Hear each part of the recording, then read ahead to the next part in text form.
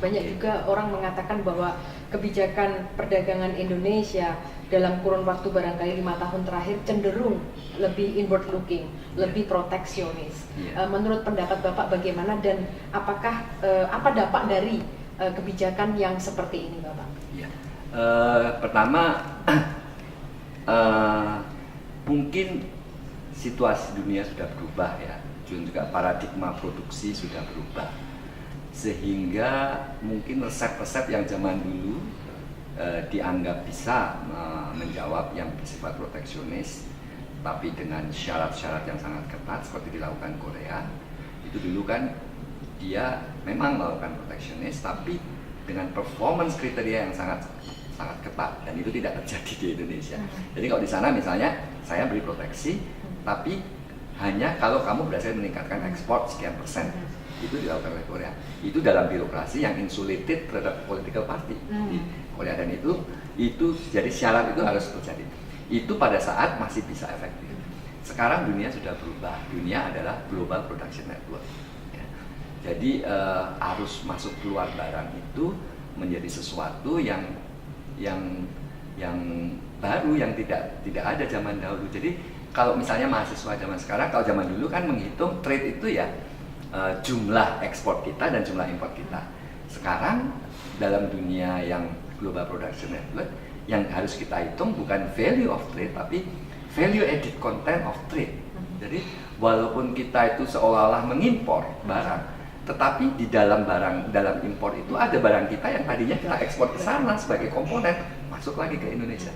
Jadi itu pertama dari segi datanya saja. Dari segi cara produksi dan dari segi policy juga pasti berbeda. Jadi sekarang, dan Indonesia sangat tertinggal dalam global production network, itu sangat tertinggal ya dibandingkan dengan Thailand, Malaysia, bahkan Vietnam. Kita sudah tertinggal. Itu aspek pertama dari trade yang penting untuk manufacturing. Aspek kedua dari trade adalah mengenai food policy. Ya. Food policy itu kita mulai sangat trauma itu terkait krisis 2007-2008. Itu waktu itu terjadi food price crisis di era SBY. Dan sejak itu dicanangkan SBY swasembada yang gagal semua sebetulnya ya. Swasembada sapi di era SBY gagal, swasembada apapun gagal ya.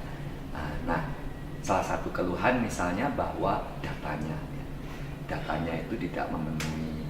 Jadi seolah-olah suplainya cukup, tapi ternyata kurang atau itu sebetulnya itu kalau kita berpikir rasional, cara yang terbaik untuk membuat food policy ini rasional ya price.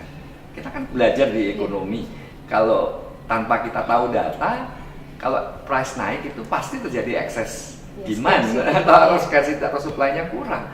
Jadi mungkin kalau di era Ibu Marie Pangestu pernah dijalankan suatu kebijakan yang depoliticize food policy, yaitu pada satu level tertentu itu import otomatis dibuka untuk memenuhi agar harga itu bisa terjamin ya. Seperti sudah dikatakan oleh Ibu tadi di seminar, 80% itu net consumers of rice ya kan.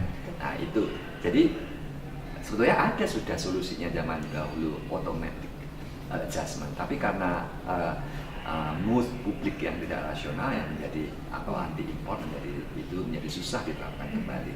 Mengenai sapi ya, swasembada sapi itu juga banyak komplikasinya, bahwa ada sekian juta sapi tidak berarti akan tersedia sekian banyak daging kan. Sapinya di mana kita kan tidak tahu. Itu pertama. Kedua, ada yang berpendapat bahwa sapi itu kan makanan kelas menengah, nggak apa-apa lah. Tapi ternyata itu elasticity substitutionnya di kalangan kelas menengah pun cukup tinggi. Jadi mereka substitute ke makanan untuk pur, yaitu ayam yang relatif lebih murah dan ikan dan telur. Betul. Dan kita lihat kalau datanya naik itu dua itu. Jadi indirectly, walaupun daging mungkin tidak terlalu, tapi indirectly menyebabkan harga ayam dan telur kan sempat langka juga ya, sempat naik ya. Betul. Kalau kita lihat data dan kalau kita lihat datanya juga memang keterkaitannya dengan poverty tinggi sekali ya.